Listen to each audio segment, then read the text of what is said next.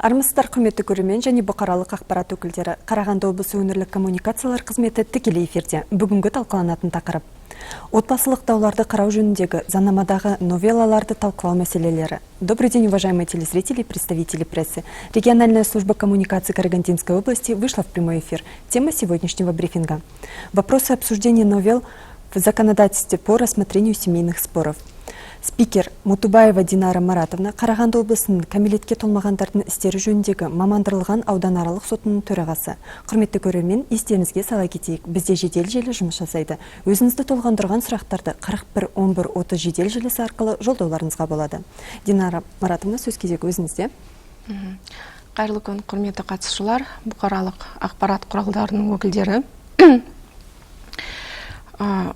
Қазіргі таңда ағымдағы жылдың 2023-27 наурыз айынан бастап Қазақстан Республикасының кейбір заңнамаларын, нормативтік актілерін енгізілуде. Мысалы, яғни неке отбасылық даулар, мүлікті бөлу жөнінде, алимент мөлшерінен босату, өзгерту туралы талаптар кәмелетке толмағандардың соттарының қарауына көшетін болады. Осы өзгерістер ағымдағы жылдың 1 қыркүйегінен бастап енгізілетін болады, заңды күшіне енетін болады. Енді қазіргі таңда 8 сәуірінен бастап жалпы аудандық және азаматтық істерді қарайтын соттар осы неке отбасылық дауларды қаралып жатыр. Өз спецификасы бар осы даулардың қарайтын осы отбасылық пилоттық жобасына сәйкес. Енді біз осы пилоттық жобасының асыру аясында 27-ші азаматтық процестік кодексінің 27-ші баптарында көзделген осы келесі аталған санаттағы істер біздің қарауымызда көшетін болады. Сұрақтарыңыз? Мазмұнды мәлімдемеңізбен толымды ақпараттарыңызға алғысымызды білдіреміз. Келесі кезекте сұрақ-жауап сессиясы. Өзіңізді толғандырған сұрақтарды 41 11 30 жедел желісі арқылы жолдауларыңызға болады. Итак, мы переходим к сессии вопрос-ответ. Прямо сейчас вы можете позвонить к нам на горячую линию 41 11 30 и задать те вопросы, которые вас интересуют. Бірінші сұрақ: балалардың мүдделеріне қатысты заңдардың жекелеген ережелеріне қандай түзетулер енгізіледі? Осыған байланысты балалардың мүдделерін қорғау мақсатында осы Қарағанды Республикасының кәмелетке толмағандардың соттарына кейбір санаттағы істер, енді осы сот, ювеналды сот деп айтаймыз да, қарауына кейбір отбасылық даулар енді осы соттың қарауына көшетін болады. Мен алайда айтылған неке отбасылық бұзу туралы өз спецификасымен мүлікті бөлу, алимент өндіру, осындай. Бірақ алимент өндіру жалпы емес, балалардың пайдасына өндіріп алатын басқа алименттік даулар, оның ішінде алимент мөлшерін босайту, азайту, өзгерту мәселелер бойынша. Жаңа сіз өзіңіздің докладыңызда айтқан кезде, енді соны орыс тілінде айтып шықсаңыз? Қайталап жіберді. Еще раз повторю, что в текущем году, 27 марта, были внесены изменения, то есть внесены поправки по вопросам защиты прав несовершеннолетних детей. То есть в данном случае ювенальным судам будут переданы с 1 сентября, то есть вступает в силу закон определения подсудности категории семейных споров. Это отдельная категория, только касающихся защиты прав. Если это будет расторжение брака, то имеющих несовершеннолетних детей. Если это будет раздел имущества, также имеющих несовершеннолетних детей. Если это будут споры по, например, Другие, например, алиментные обязательства, да, это также касается и споров изменения, увеличения, освобождения от уплаты алиментов. В частности, на содержание ребенка олар уже жалпы аудандық соттарда және азаматтық істерді қарайтын соттарының қарауына жатады. Следующий вопрос. С 1 сентября ювенальным судом подлежат рассмотрению споры о расторжении брака в пределах всей области. И какова их статистика? Ал енді облыс бойынша осы статистикалық қазақша айту ма? На русском, да?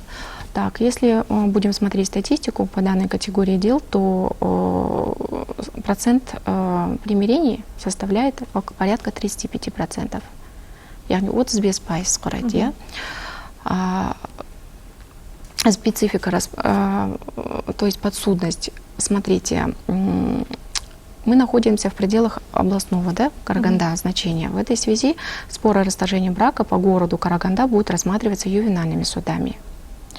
А спор о расторжении брака в отдаленных районах, таких как Балхаш, Нура, Сакаровка, да, то они будут рассматриваться уже в пределах уже тех районных судов, где по месту жительства получается сторон супругов, которые уже обратились с исками о расторжении брака.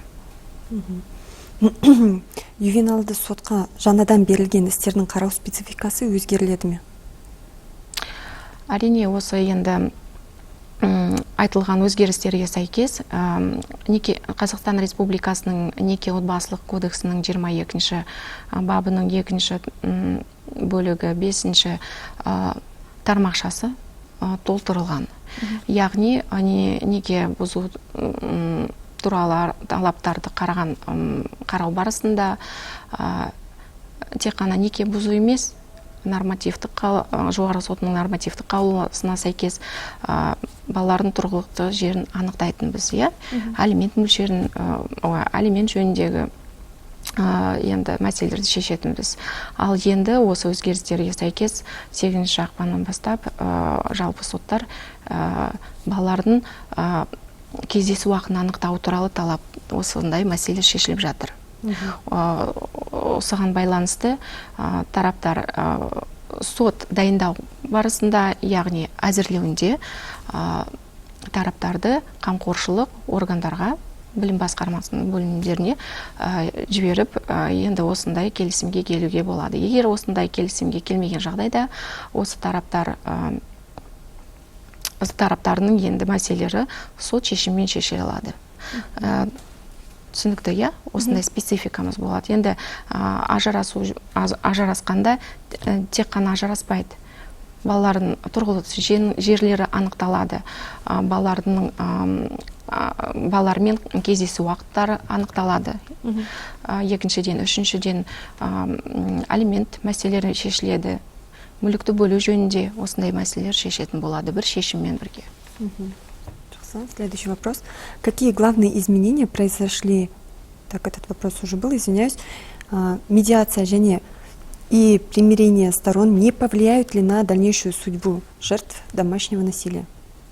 Ну, в этой части хотелось бы тоже дополнить о том, что с 1 июля текущего года вступили в законную силу тоже изменения в Кодекс об административных правонарушениях. То есть, согласно посланию главы государства от сентября 2022 года поручено ужесточить наказание в сфере семейно-бытовых правонарушений.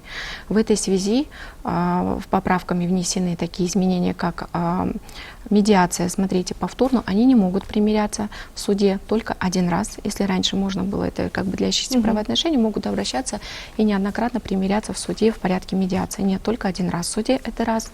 Во-вторых, характер носит от заявительного, перешел к выявительному. То есть, смотрите, если, например, раньше было только такие дела возбуждались и рассматривались только по заявлению потерпевшей стороны, ну, учитывая, что не все потерпевшие обращаются, да, как бы скрывая такие вот, стараясь, ну, как бы не доводить дело до суда, то уже к выявительному характеру. То есть, если правоохранительные органы выявляют факты семейно-бытового насилия, то они вправе сами составлять протокол это с 1 июля текущего года, и уже направлять дело в суд для рассмотрения по существу. И третье изменение – это в кодексах об административных правонарушениях, в статьях 73, 73 прим. 1, там, и так далее, все, что касается профилактики семейно-бытового насилия по сфере семейно-бытовых правонарушений, то уже в этих изменениях можно посмотреть о том, что если мера наказания в сутках исчислялась там, до 10, до 15, до 20 суток ареста, то теперь уже четко идет грань, то есть 10, 15, 20 суток идет арестом. И за повторные административные правонарушения, то есть ужесточенные наказания, то есть до 25 суток. Видите? Вот такие вот в сфере семейного. А что касается расторжения брака, то по спорам о расторжении брака судьи стараются не примирять. У нас же все равно же как бы в рамках пилота семейный суд идет направление на актуализирование роли досудебного урегулирования споров, но стараются не примирять такие споры, уже можно будет реагировать путем обращения в кризисные центры, которые уже будут по факту выявления, например, если одной из причин является это применение насилия в семье, причин развода, то уже будут соответствующие меры реагирования в этой части. Хорошо. Почему алименты засчитываются с момента подачи заявления, а не с момента даты развода? Так, алименты. С момента обращения, потому что я считаю, что это в целях защиты прав несовершеннолетних детей. Почему? Потому что в любом случае, если мама обратилась с заявлением или с иском, если, знаете, у нас есть облегченная категория, где в порядке судебных приказов взыскиваются алименты в течение 3 суток. Это удобно как и для должника, так и для взыскателя в рамках исполнительного производства, то есть для обеих сторон родителей. То есть если в пользу мамы взыскиваются, к примеру, алименты на содержание ребенка с отца, то уже с момента предъявления. Да? А если, например, папа отменяет приказ, то с момента обращения, то есть отмена приказа, вот эти вот тоже моменты смотреть. Либо в исковом, если обращается, либо решением суда о расторжении брака взыскиваются алименты, то уже с момента уже обращения. А как быть в том случае, это если... извиняюсь, перебила, на законодательном уровне это уже закреплено. Это строго с момента обращения. Хорошо. А вот как быть тем, когда судебный исполнитель, получается, не выполняет свою работу? Куда обращаться? Смотрите, если, например, имеется нарушение в части действий или бездействия частных судебных исполнителей государственных, то очевидно, конечно, у нас есть для этого суд АППК, который рассматривает случаи, если одна из сторон исполнительного производства не согласна с действиями, вправе обжаловать его действия. Или те, например, постановления, которые выносит. Желательно, конечно, эти все вопросы можно урегулировать и мирным путем обратиться. Может быть, есть какие-то недопонимания или казы. Хотя у нас, знаете, по статистике, если посмотреть наибольшее количество уголовных дел, мы тоже рассматриваем, связанные с неуплатой алиментов. Это в порядке статьи 139, где, как правило, папы уклоняются от уплаты алиментов. Очень много таких дел по нашей области.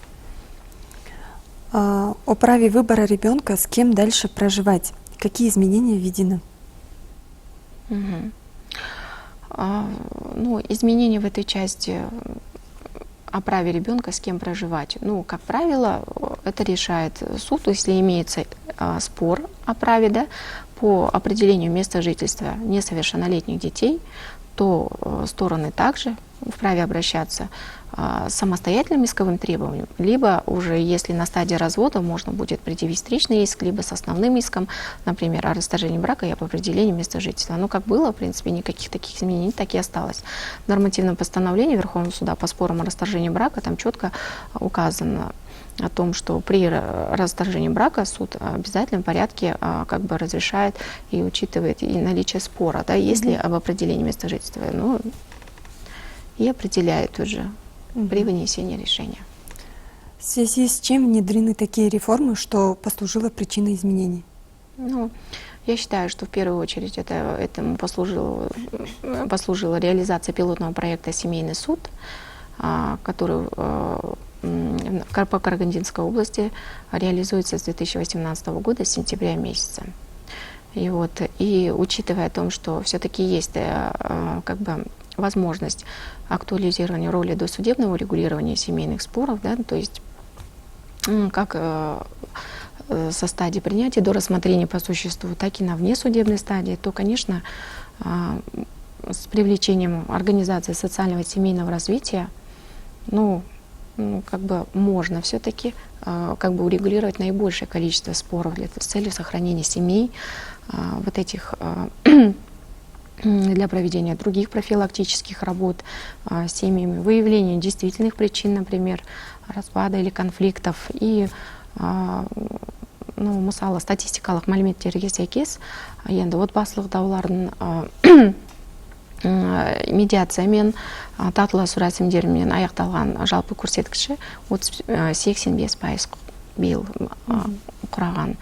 Ол ағымдағы жылдың бірінші жарты жылының статистикасы бойынша.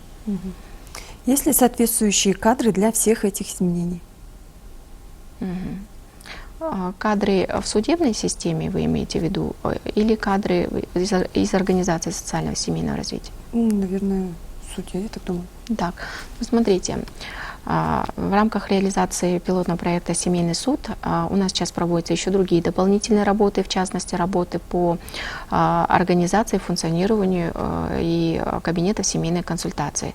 То есть привлекаются, да, в работе и сопровождению семей на всех стадиях гражданского судопроизводства психологи, которые проводят социально-психологическое исследование, там медиаторы, социологи, наркологи, кризисные центры, адвокаты и другие органы опеки, службы РАКС, которые проводят правообъяснительную работу. Мы все-таки как бы все стоим, ювенальная полиция, все стоим как бы также и в системе ювенальной юстиции, да, и одну работу все-таки выполняем. И учитывая о том, что это направлено в целях защиты, да, прав детей, семей, детей. Такие вот работы проводятся с организациями. И хотела бы дополнить здесь о том, что ведь проводятся работы по организации единого семейного центра. Это на уровне акимата по Карагандинской области с целью оказания по правовой любой консультативной помощи гражданам и населению, участникам процесса, сторонам. Тағы да айтарыңыз, қосарыңыз бар болса? И основные направления работы. И также планируется увеличение штатной численности, да, наших коллег-судей в связи с предстоящим увеличением и нагрузки, рассмотрения дел данной категории. Это основные моменты, которые хотелось бы отразить. Жақсы, рахмет көп. Құрметті көрермен, осымен біз тікелей эфирімізді аяқтаймыз. Келесі кездескенше сау болыңыздар. Рахмет.